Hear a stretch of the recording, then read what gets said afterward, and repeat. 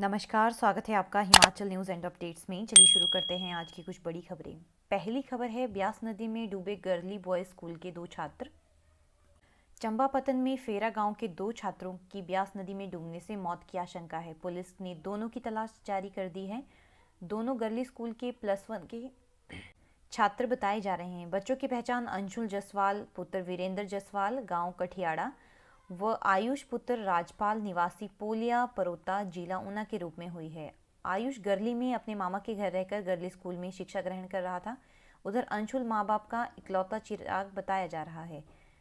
नदी में डूबे अंशुल के दादा धर्मपाल व केवल कृष्ण ने बताया कि वह शनिवार सुबह 9 बजे अपने अन्य दोस्तों के साथ घर से ये कहकर निकले थे कि वह अपना आधार कार्ड अपडेट करवाने जा रहा है, लेकिन जब वे शाम तक घर नहीं पहुंचे तो परिजनों ने उनकी तलाश शुरू की तो पता चला कि अंशुल की स्कूटी गांव फेरा में नदी के निकट खड़ी देखी गई और दोनों बच्चों के कपड़े भी वहीं दिखे, तो उन्हें लगा कि वह यहाँ नदी में डूब गए हैं। पीड़ितों परिजनों ने इसकी सूचना शनिवार रात पुलिस थाना देहरा को दी और नदी में सर्च ऑपरेशन चलाया गया है। अगली खबर है, कुछ शरारती तत्वों ने मैरा स्कूल में लगाई आग। उपमंडल ज्वाली के अधीन राजकीय वरिष्ठ माध्यमिक पाठशाला मैरा में आग लगने से 4 लाख का नुकसान बताया जा रहा है। राजकीय वरिष्ठ माध्यमिक पाठशाला मैरा में कमरों में रविवार सुबह लोगों ने धुआं निकलते देखा तथा पास जाकर पाया कि कमरे में आग लगी हुई है। इसकी सूचना पंचायत प्रधान को दी गई और उन्होंने स्कूल प्रिंसिपल को भी सूचित किया। इसके साथ ही स्कूल प्रिंसिपल ने मौके पर पहुंचकर अग्निशमन विभाग और ज्वाली पुलिस को इसकी घटना की सूचना दी। पानी की टंकी को भी नुकसान पहुंचाया गया था तथा कमरों के शीशे टूटे हुए थे। सभी अलमारियां भी खुली पाई गई तथा सारा रिकॉर्ड बिखरा हुआ था और जो आगजनी की भीड़ चढ़ गया है। सूचना मिलते ही अग्निशमन विभाग ज्वाली की टीम वाहन को लेकर मौके पर पहुंची और कड़ी मशक्कत के बाद आग पर काबू पाया गया। अग्निकांड में स्कूल का कंप्यूटर, फर्नीचर और सीसीटीवी कैमरे सहित अन्य दस्तावेज जलकर राख हो गए हैं। अगली खबर है, 294 यात्री लेह से मनाली रवाना। 17 अक्टूबर को हुई बर्फबारी के बाद लाहौल और मनाली में फंसे यात्री अब अपने अपने गंतव्य के लिए रवाना हो चुके हैं। वहीं लेह में फंसे मनाली और अन्य जिलों के लोग भी लौट रहे हैं। रविवार को लेह से 319 यात्रियों को मनाली के लिए रवाना किया गया, जबकि शनिवार को मनाली और लाहौल में फंसे 137 यात्रियों को लेह के लिए रवाना किया गया था। समय सारणी के तहत पहले लाहौल से दराचा और दराचा से लेह के लिए और उसके बाद लेह से लाहौल के लिए गाड़ियां भेजी जा रही हैं। बीआरओ की माने तो सड़क पर यात्रा करना अभी जोखिम भरा है। अगली खबर है, टीजीटी मेडिकल का final result out. Himachal Pradesh कर्मचारी चयन आयोग हमीरपुर ने टीजीटी मेडिकल का फाइनल रिजल्ट शनिवार को घोषित कर दिया। आयोग सचिव डॉक्टर जितेंद्र कंवर ने बताया कि 136 पदों में एक पद वार्ड ऑफ फ्रीडम फाइटर का योग्य उम्मीदवार न मिलने के चलते रिक्त रह गया है। आयोग सचिव ने आगे बताया कि 136 पदों के लिए 5,480 अभ्यर्थियों ने आवेदन किया था। इनमें से 5,299 अभ्यर्थियों के आवेदन सही पाए गए थे और 30 नवंबर 2020 को आयोजित लिखित परीक्षा में 3,992 अभ्यर्थियों ने भाग लिया, जबकि 1,307 अभ्यर्थी परीक्षा में अनुपस्थित रहे।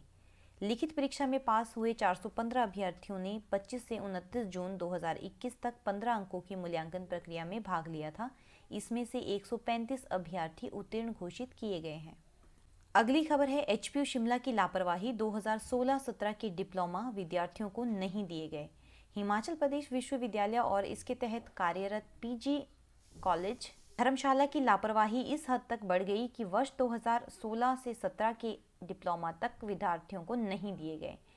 पर्यावरण और आपदा प्रबंधन डिप्लोमा कोर्स तो करवा दिया गया, लेकिन इन्हें जरूरी नहीं समझा गया कि इन्हें डिप्लोमा भी दिए जाएंगे।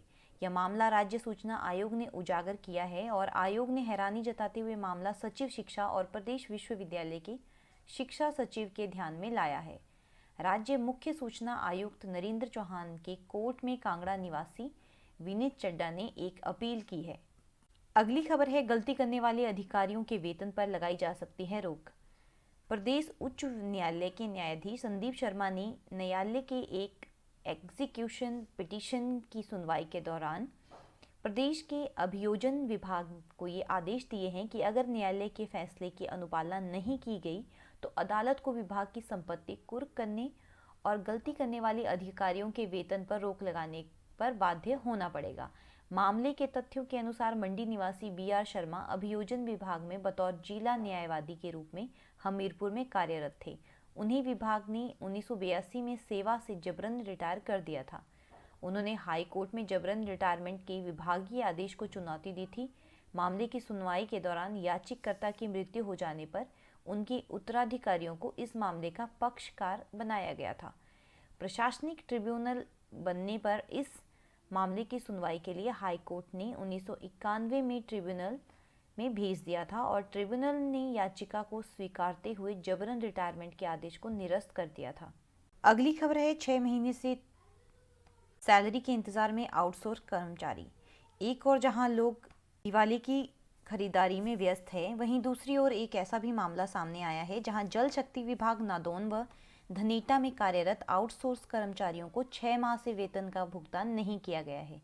इस कारण इन कर्मचारियों के लिए अपने परिवार का भरण पोषण कर पाना सबसे बड़ी चुनौती बना हुआ है।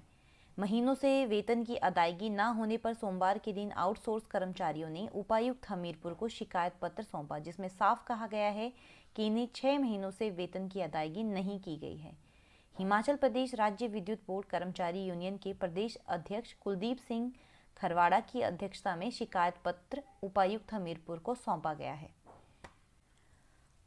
अगली खबर है भीतरघातियों की बन रही हैं सूचियां, नतीजों के बाद होगी कार्रवाई। भाजपा और कांग्रेस दोनों ही दल मंडी संसदीय सीट के अलावा जुब्बल, कोटखाई, अर्की और फतेहपुर विधानसभा क्षेत्र में हुए उपचुनाव के दौरान भीतरघात करने वाले नेताओं की सूची तैयार करने में जुट चुका है। किसने किसको और कहां कितना नुकसान पहुंचाया है, इसका चुनावी नतीजा आने के बाद पहले ही हिसाब लगाया जा रहा है। परिणाम आने के बाद दोनों पार्टियों की भीतरघातियों पर कड़ी कार्रवाई होने की तैयारी है। भाजपा तो कम लीड दिलाने वाले मंत्रियों, विधायकों और पिछली बार के विधानसभा प्रत्याशियों, बोर्ड निगमों के पूर्व अध्यक्षों और उपाध्यक्षों के रिपोर्ट कार्ड तैयार कर रही है। वहीं कमजोर प्रदर्शन पर कांग्रेस भी अपने विधायकों, पूर्व विधायकों और पूर्व मंत्रियों और अन्य पदाधिकारियों के खिलाफ एक्शन ले सकती है। तो ये थी आज की कुछ बड़ी खबरें।